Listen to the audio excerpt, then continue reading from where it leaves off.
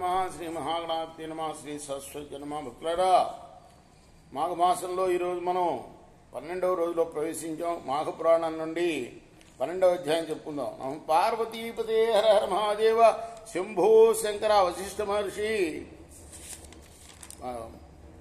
13వ రోజులో ప్రవేశించాం. 13వ అధ్యాయం చెప్పుకుందాం.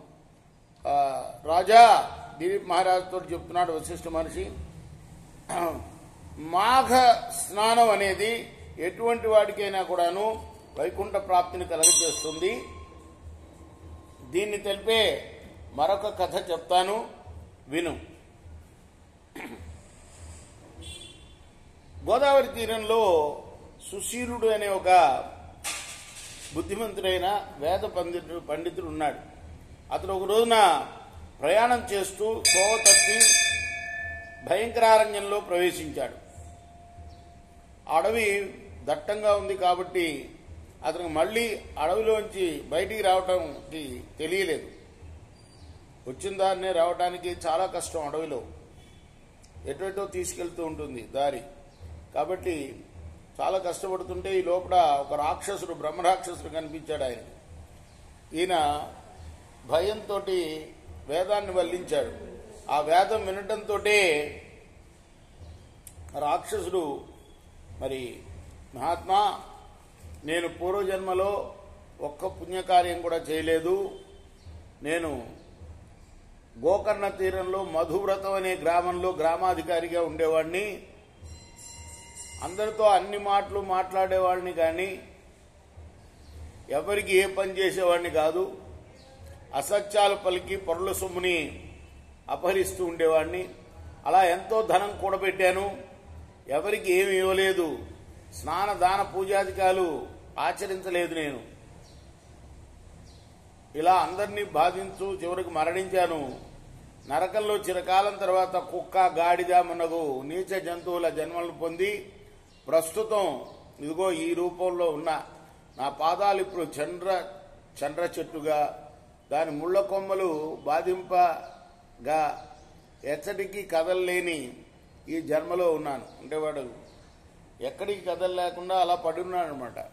సగమేమో చెట్టులాగా పాదాలు, పైనేమో రాక్షసుల్లాగా. నువ్వు చేసిన హరినామస్మరణ వల్ల, నువ్వు చదివిన వేదమంత్రాల వల్ల నాకు పూర్వజన్మ స్మృతి కలిగింది. ఎట్లయినా నువ్వు నన్ను రక్షించాలి అని బతిమిలాడాడు. ఈశ్వరుడు వారి స్థితికి విచారించాడు. ఇక్కడ ఏమైనా జలం ఉందా దగ్గరలో అని అడిగాడు. 12 యోజనాలు అంటే 96 మైళ్ళ దూరంలో జలం ఉందని, అంటే ఆ రాక్షసుడు అంత ఎత్తుగా ఉన్నాడు అనమాట. అక్కడి నుంచి చూడగలిగాడు వాడు. నీకు సంతానం ఉందా అని అడిగాడు. ఉంది అని అన్నాడు. ఎక్కడున్నారు వాళ్ళ యొక్క చిరునామా అడిగితే అదంతా చెప్పగా ఆ సుశీలుడు అక్కడికి వెళ్ళి వాడి తరం వాళ్ళతోటి, వాడి యొక్క వారసులతోటి మరి మాఘ స్నానం చేయించాడు. వాళ్ళకి చెప్పాడు, మాఘ స్నానం అనేది 7 విధాలుగా ఉంటుంది. ఒకటేమో మంత్ర స్నానం, మంత్రాన్ని అంటే సంకల్పం చెప్పుకొని వేద ఆపోహిష్టామయో భూస్థాన ఉర్జే తథాతన అనుకుంటూ వేదమంత్రం చెప్పుకొని చేసే స్నానం ఒకటి. తర్వాత మట్టిని రాసుకుని చేసే స్నానం ఒకటి. తర్వాత భస్మాన్ని రాసుకుని చేసే స్నానం, దాన్ని ఆగ్నేయ స్నానం అంటారు. మరి మట్టిని రాసుకుంటే స్నానం మృతికా స్నానం అంటారు.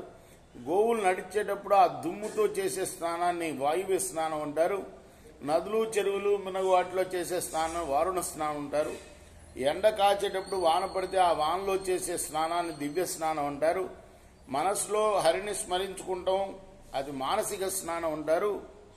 మరి ఒకవేళ రోగిష్ఠులు ఎవరన్నా ఉంటే వాళ్ళు మాఘ స్నానం చేయలేకపోతే తడి వస్త్రంతో శరీరాన్ని తుడుచుకుంటే చాలు, అది స్నానం కింద లెక్క. స్నానం చేసేటప్పుడు ఎప్పుడు కూడా జుట్టు ముడి వేసుకొని స్నానం చేయాలి. స్నానం చేసేటప్పుడు గోచి ఉండాలి తప్పనిసరిగా. తుమ్ము, ఉమ్ము, ఆవలింత, మాలిన్యం, దుష్టులతో మాట్లాడటం ఇవి తప్పనిసరి అయితే స్నానం చేసేటప్పుడు మళ్ళీ ఆచమనం చేసి మళ్ళీ చేయాలి. భగవంతుని స్మరించాలి. కుడి చెవిని తాకాలి, ఎందుకంటే కుడి చెవిలో సకల తీర్థాలు ఉంటాయన్నమాట. అర్ధోదయ కాలంలో చేయాలి మాఘస్నానం, అంటే సూర్యుడు సగం ఉదయించినప్పుడు చేయాలి. ఆ సూర్యకిరణాలు తాకడం వల్ల ఆ నీరు శక్తివంతం అవుతుంది. దర్భలతో స్పృశించబడిన జలాన్ని స్నానం చేయడం పవిత్ర స్నానం అంటారు. స్నానం చేసేటప్పుడు మట్టిని, పసుపు, కుంకుమ, ఫలాలు, పుష్పాలు మరి ఆ చెరువులో కానీ, నదిలో కానీ, కాలువలో కానీ ఉంచి మరి కుడిపాదాన్ని ముందు ఉంచి స్నానం చేయాలి. ఎప్పుడు కూడాను బొడ్డులోతు నీటిలో నుంచొని సంకల్పం చెప్పుకొని జపతర్పణాదులు చేయాలి. స్నానం అయిన తర్వాత ముమ్మారు తీర్థం స్వీకరించి ఒడ్డుకు చేరి 3 దోశలు నీళ్లు పోయాలి. చెరువు ఒడ్డున ముమ్మారు ప్రదక్షిణం చేయాలి. నది స్నానం చేసిన తర్వాత తడి వస్త్రం 4 అంచుల్ని చేర్చి నీటిని పిండుతూ పితృదేవతలను స్మరించుకోవాలి. ఇలా చేయటం పితృదేవతలకు ప్రీతిని కలిగిస్తుంది. పర్వదినాల్లో చేసిన స్నానం ఎంతో పుణ్యాన్ని ఇస్తుంది. అంటే మాఘమాసంలో వచ్చే ఏకాదశి కానివ్వండి, లేకపోతే శివరాత్రి వస్తుంది, మహాశివరాత్రి, ఇటువంటి రోజుల్లో పౌర్ణమి, మాఘ పౌర్ణమి, ఇటువంటి పవిత్రమైన రోజుల్లో చేసే స్నానం ఎక్కువ ఫలాన్ని ఇస్తుంది. స్నానం చేసేటప్పుడు ఇష్టదేవాన్ని స్మరిస్తూ నీటిలో మునగాలి.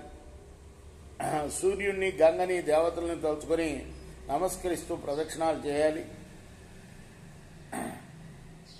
దిగంబరుడై అంటే వస్త్రాలు లేకుండా ఎప్పుడూ నదీ స్నానం చేయకూడదు. ఏ స్నానం అయినా చేయకూడదు, ఇంట్లో స్నానం కూడా.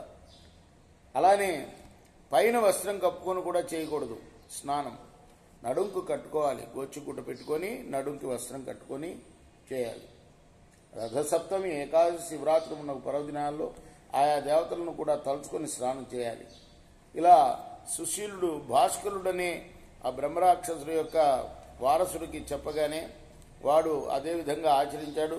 ఆ రాక్షసుడికి మరి రాక్షసత్వం పోయి పుణ్యలోకాలు కలిగినాయి. నమ పార్వతీపతే హర హర మహాదేవ శంభో శంకర లక్ష్మీపతే శ్రీహరి మహాదేవ. కృష్ణార్పణమస్తు. సాయి కృష్ణార్పణమస్తు. స్వస్తి ప్రజాభ్య పరిపాలయంతాం న్యాయేన మార్గేణ మహిమహీష. గోబ్రాహ్మణేభ్యో శుభమస్తు. నిత్యం లోకాః సమస్తాః సుఖినో భవంతు.